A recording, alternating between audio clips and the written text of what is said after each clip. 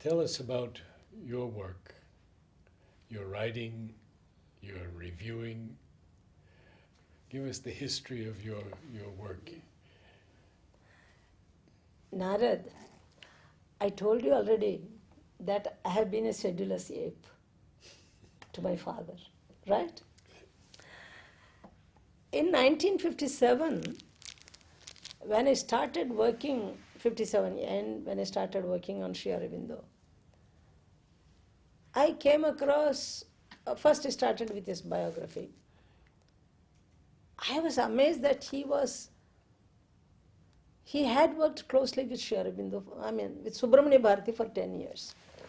Subramanya Bharati was a familiar poet in Tamil households. We used to sing his songs and all that. So, I wanted to translate a passage of Subramanya Bharati, use a translation for some article on Sri Aurobindo or a chapter of my book. There's no translation available. Nobody had translated Subramanya Bharati till then. Oh. So there again I became first in the field in spite of myself. So I translated that passage, and then father said, Sri Aurobindo also made a translation a way to learn new languages. So you will learn your Tamil better if you translate more of Subramanya Bharati. And so I began translating Subramanya Bharati. One day, and every day I would do some work and show it to him. Appa, how is it? Appa, how is it? One day I took a verse of Subramanya Bharati, a poem. என்று தணியும் இந்த சுதந்திர தாகம் என்று மடியும் எங்கள் அடிமையின் மோகம். Subramanya Bharati was a nationalist poet. He belonged to Sri Aurobindo's group in nationalistic politics. So in this he asked, when will we be rid of this thirst for freedom? So unknowingly I had written, when will this thirst for freedom slake? When will our love for slavery die? Don't get the wrong impression that I am a born translator or I am a divinely gifted translator. I wrote these two lines.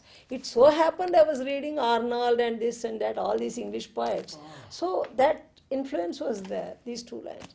My father said, you have a knack for translating, so continue with this.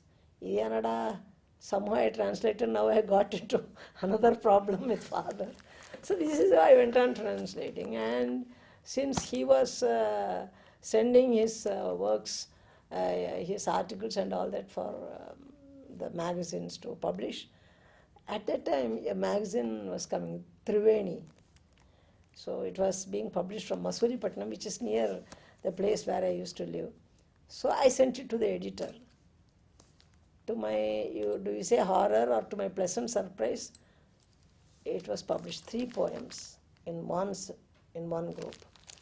And I had seen the way how father would write, dear editor, herewith I am sending my article to you for publication. Like this. So I had copied that kind of letter and written. It had come. The problem is that I sent 10 off-prints. The first off-prints that I was ever to get.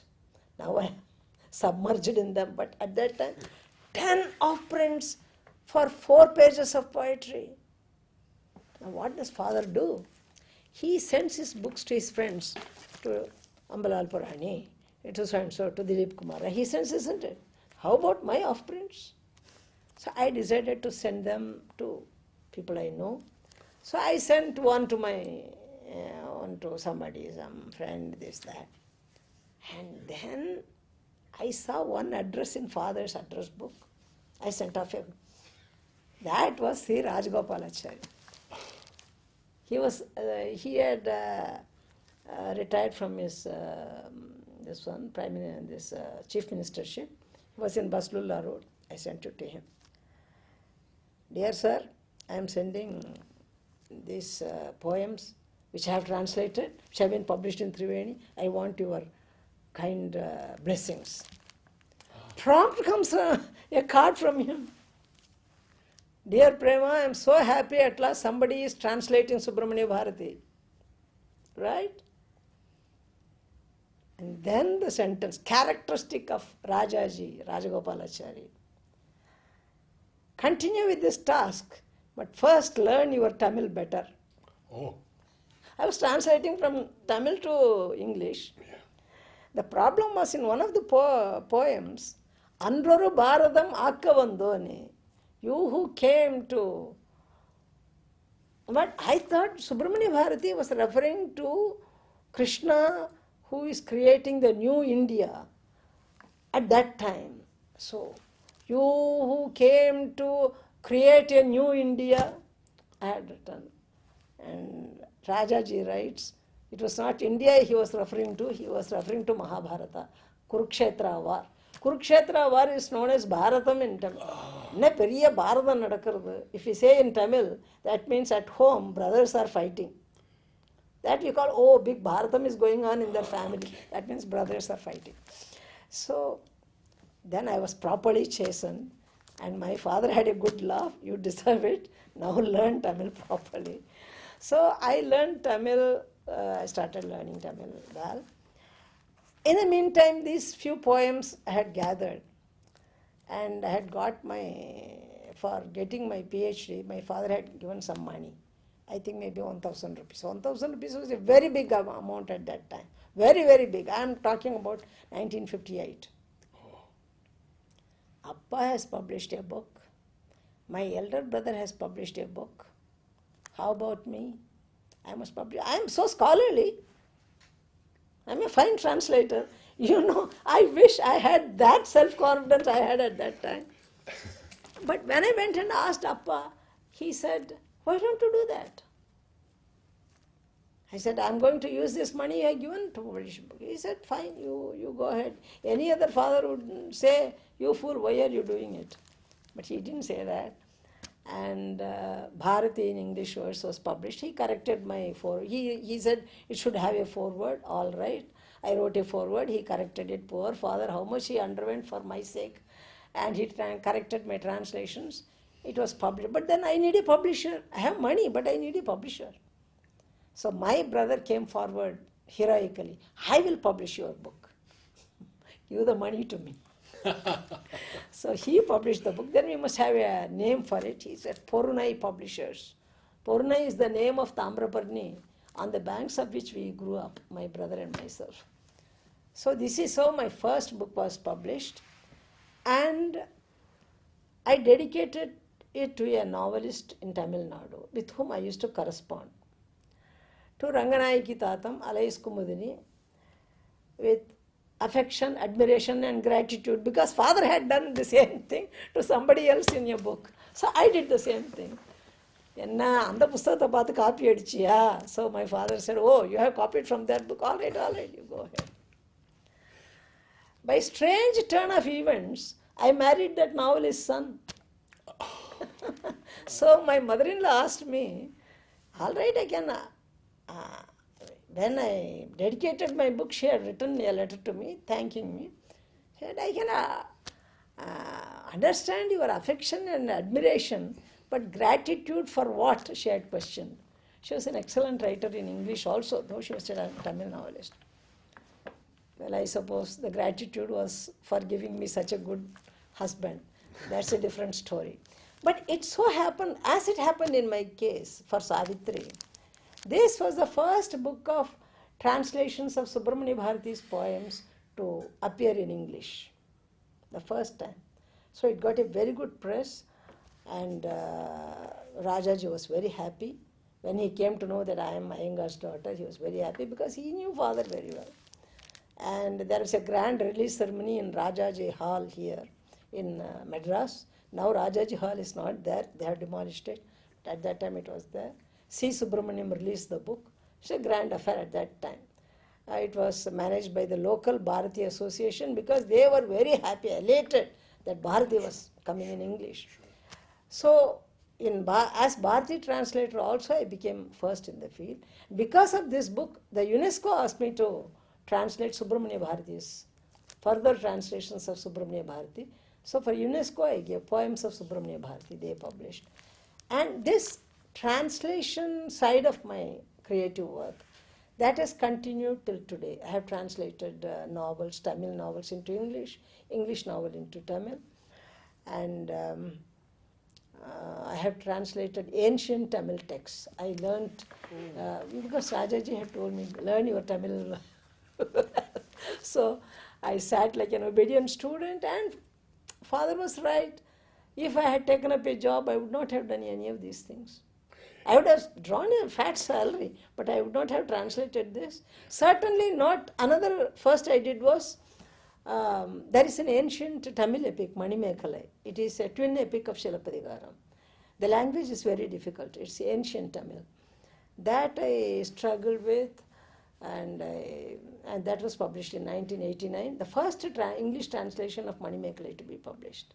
So there. Is the ancient Tamil more beautiful than the modern Tamil or not? All languages are beautiful. Modern Tamil is beautiful if you take from Subramanya Bharati's side. It's simple and all that. But by modern Tamil, you should not confuse it with the kind of Tamil which is used in everyday speech and colloquial. Yes. And where nowadays they do a lot of mixing with English. We don't consider it as Tamil at all. It is Tamlish is what they call it. It is Tamlish. Maybe this is the sad state of all languages. Ancient Tamil is beautiful. It is not easy to understand it, but even today you will find that ancient Tamil writing is as clear and understandable as today's Tamil. I'll just give you one small short example because I love ancient Tamil. Here is a poem, 5 lines. 5 lines. Yayum Nyayum Yara Hero. Yendayum Nundayum Yamurai Kelir. Yayum Niyum Ebbadi Aridum. Shambula Payal Neer Bola Anbuday Nenjam Dam Kalandanave. This is again Savitri idea. What did we read about Savitri Satyavan's marriage we read right now? This is what he says. It's a newly married husband speaking to his wife. Yayum Nyayum Yara Hero. Yai, that is my mother. I is mother. Yai is my mother. Yayum Nyayum, your mother. Yara, who are they? Yendayum Nundayum, Yendai, Ennudaya Tandai, my father. Nundai, your father. What relations were they? How were they related? Kelir is a relationship.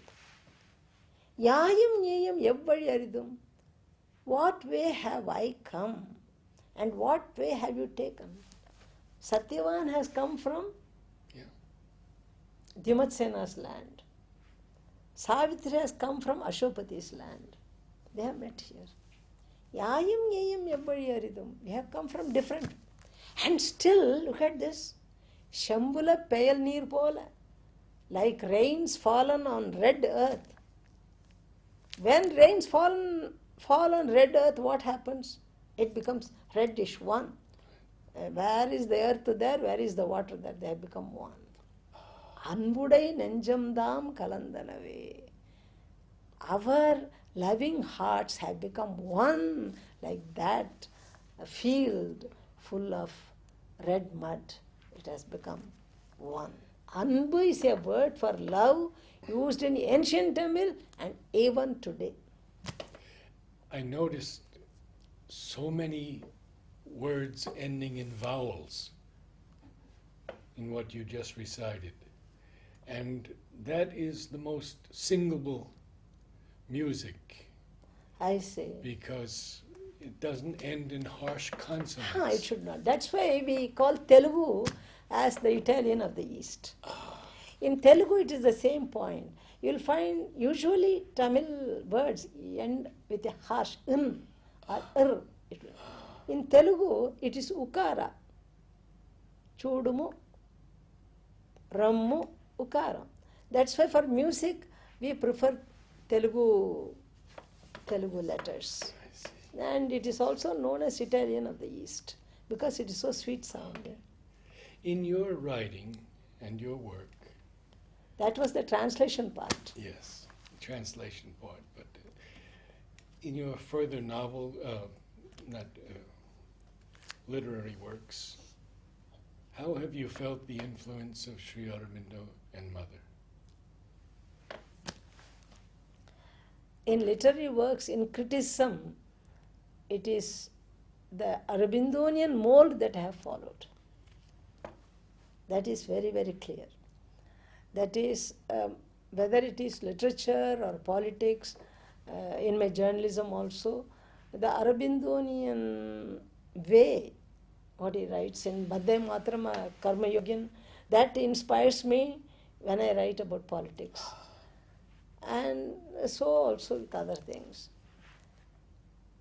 But I have consciously avoided writing about my experiences with, experiences with the Aurobindonian world or the mother's inspirations in explicit terms in my fiction. My fiction is generally historical or mythological.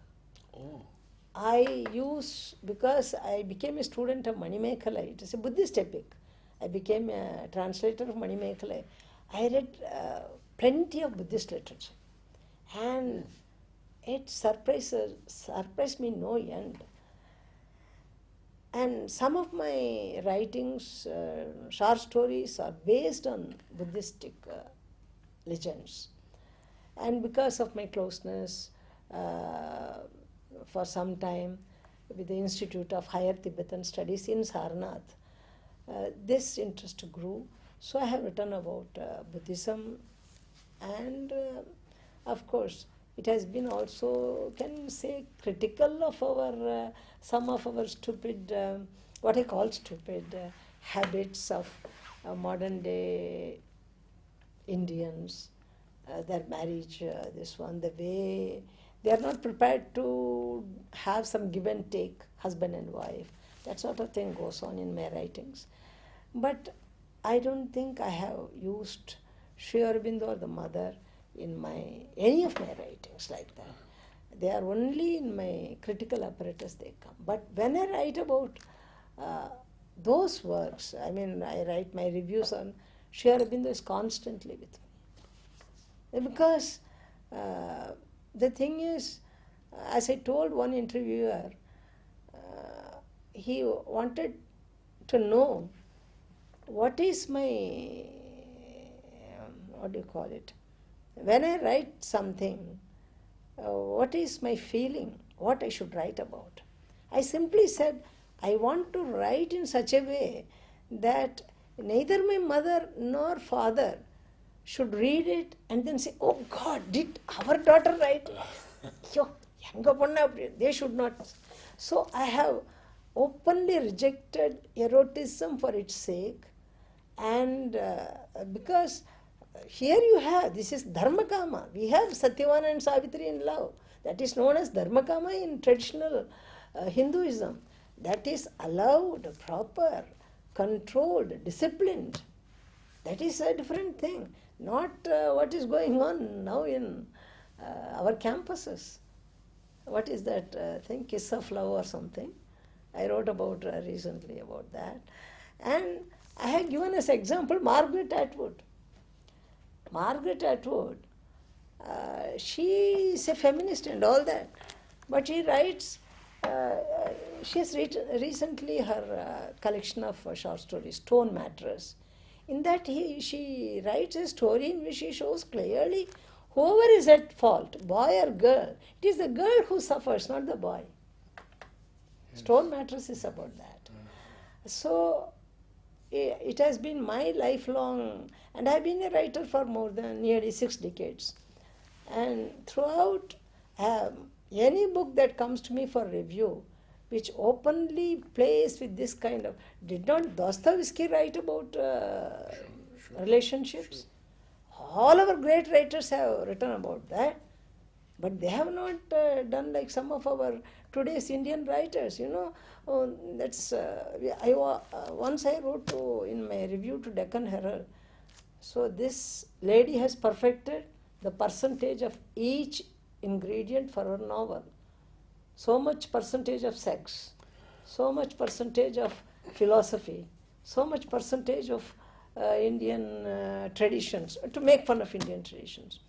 But then somebody asked me in a recent, we had a get together in Holy Cross, there was a panel discussion. One lady got up and asked, but then why do they write like that? It's not good. We students don't want it. Why do they like?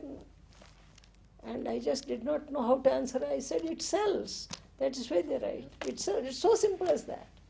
So I have not consciously done anything, but consciously criticized this kind of anything which sounds like an aberration to me, I have criticized. For that I have received, she thinks she's a purist.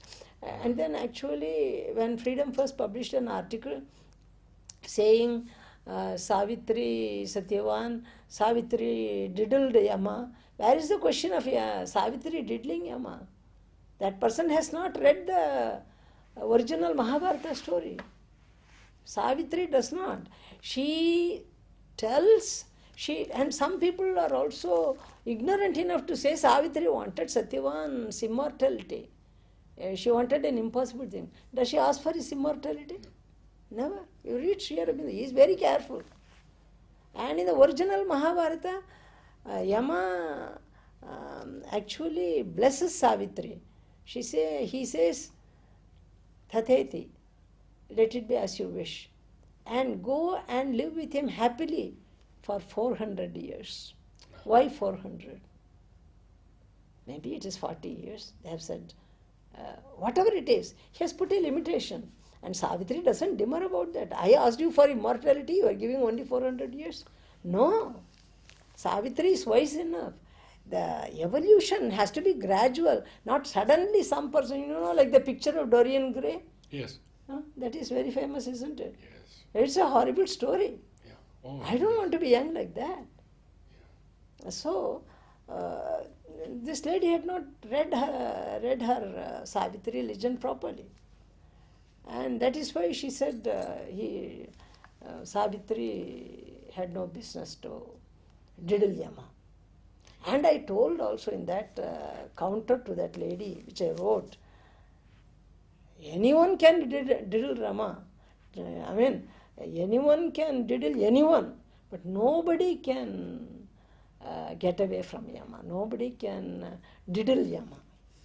Even politicians cannot, I added. And they published the article. Prema, we don't have a lot of time left, and one question that I would like to ask you for those people who are seeking today, and many seeking sincerely, could you speak to them a little about Sri Aurobindo and the Mother? Reading Sri Aurobindo, that was simply reading him, meditating upon his life or the Mother. I think, yes, we are all seekers. What do we seek for? There are two things we seek for. One is peace of mind, shanti. Another is betterment. It could be a physical betterment, evolutionary betterment. How long are we going to face this death? This phenomenon has to be changed. So everyone is a seeker. In these two ways, they are seekers. The lesson I can only tell you as far as I can see. The lesson from Sri Aurobindo and Savitri that I have learned is surrender. If you want peace of mind, not go on wondering what will happen. People who come to see my library have got quite a few books because I depend upon my personal library and it has been built by my father. They constantly ask this question. It's a fine library, but what is going to happen to it? They don't add the word after you die. So the question is, I always tell them this answer. The mother who has given me 76 years of life, she knows how to look after that library. I didn't say she will give me immortality. She will know. It will go to the proper hands. So surrender to the mother gives you peace of mind. She knows what to do with our life. Because there is a moment at every step you have to surrender. It may be even my getting up in the morning at 4 o'clock. So usually I get up at 5 o'clock, but today I have to get up at 4 o'clock. I have to go to Pondicherry. When I go to sleep, oh mother, may I get up at 4 o'clock? And I get up. How does it happen? You don't call it miracle. It is just the mother's grace or automatic, the biological clock. You can say it's biological clock. Whatever it is, this surrender has helped me throughout my life, and I would advise that to the seekers. Surrender to a greater power. It is not abdicating your responsibility or abdicating your brain. I didn't abdicate anything. We don't. We work, we do. But if you go on worrying about, will this video come out correctly? Do you think I have spoken the right words? Do you think he has taken my portrait from the right angle? If I go on worrying, do you think I would have been speaking to you like this non-stop?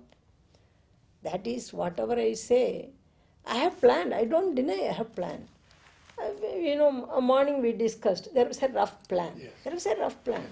Whereas the moment I entered the room, for one moment I thought, well, will I remember? I'm sure to forget me. I have forgotten many things.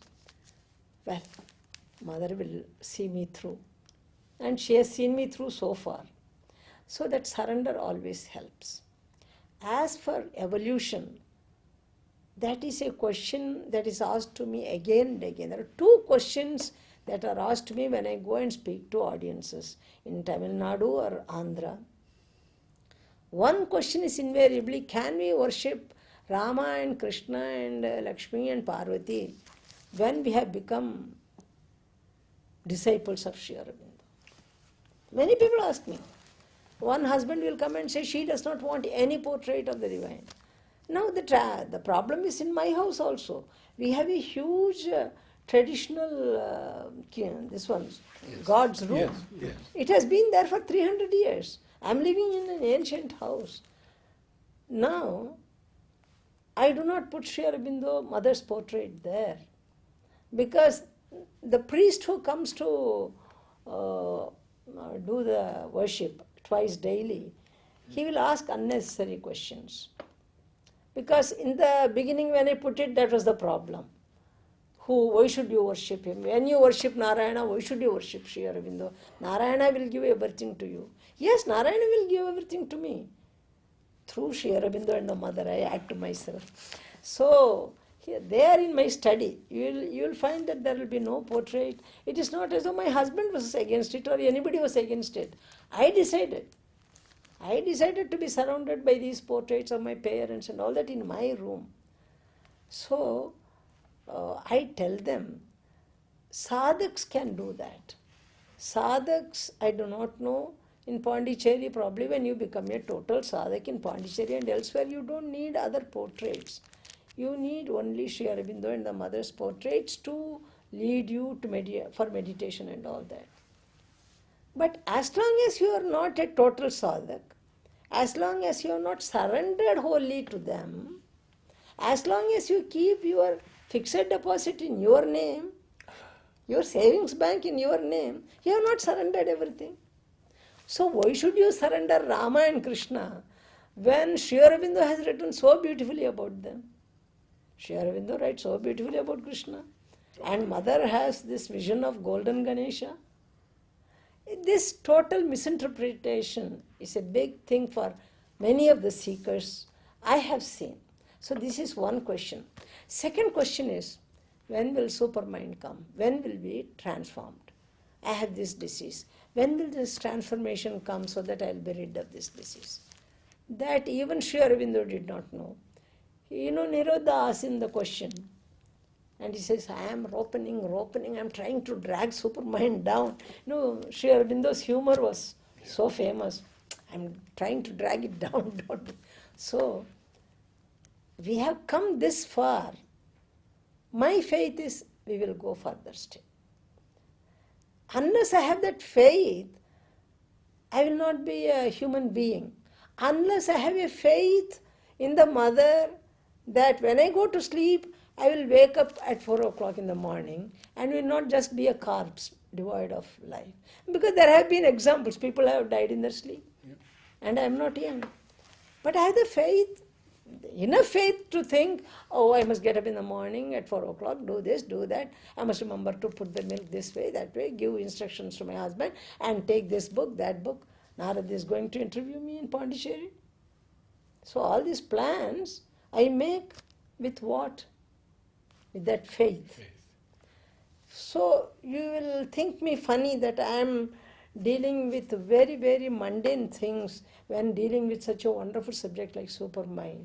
But I keep telling people I am a housewife, I am a full-fledged housewife. All the time I am dealing with these problems.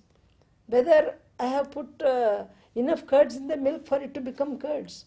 No, is that bringing down the supermind? No.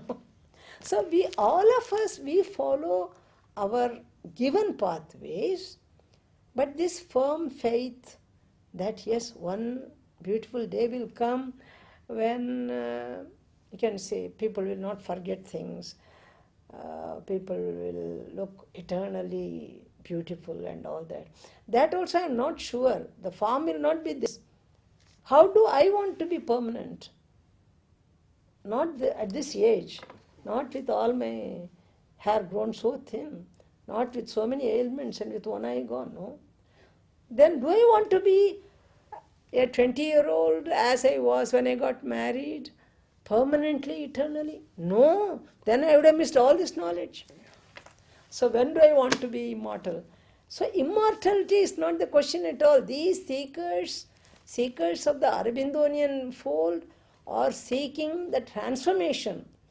Transformation, when it will come, that is for Prakriti to decide. She knows when to decide. The mother knows when to give the medicine to the child. The mother knows when to dress up the child. Both the mother knows. She won't dress up the child in the best frock when the child is going to sleep, lest it soil the frock. She won't do it. So she will take her time. Mother Prakriti takes the time, and that transformation will come. That much faith we must have in the elders. We must have in the sayings of our Padavasya Vishwabhutani, Tripadasya Amritam Devi, says the Veda. That faith we must have in the Veda. We have seen only a quarter of what is to manifest. 3/4 are still to manifest. Vedas have said it, isn't it? So if we are still only quarter has manifested, there is a long way to go. But it will be a wonderful future, I am sure. Because a man at this age with mind, probably with a bit of intuitive mind and of course a bit of our mind, could create such beautiful things in India, Ajanta, so many good paintings. Yes. If a man could write Savitri, then how much more he may not do in future. Let us leave it to the future. But in the meantime, let us have that faith. That is what I am saying. To the seekers, and this is a very, very firm thing to hold on to. You need something to hold on to. I have something to hold on to. I am not worried. I have Savitri to hold on to. Do you think I answered the question? Yes. And I thank you. Because there are no answers for such questions. Surrender, Sharanagati. Yes. Nothing else. That's what my Sri Vaishnavism teaches me. Sharanagati. Aham tvam sarvapapebhyo mokshayishyami ma shuchaha. Don't worry, says Krishna in the Gita. Don't be sorrowful. Why be sorrowful? What will happen? What will happen? Let us think of beautiful things will happen, and then beautiful things will happen. Yad bhavam tad bhavati. What you think, that happens. Thoughts are things. Yes. And if you think a wonderful new world is going to blossom, as we find in Savitri, in that house of new creation, Yes. it will happen. If you have the will, it will happen.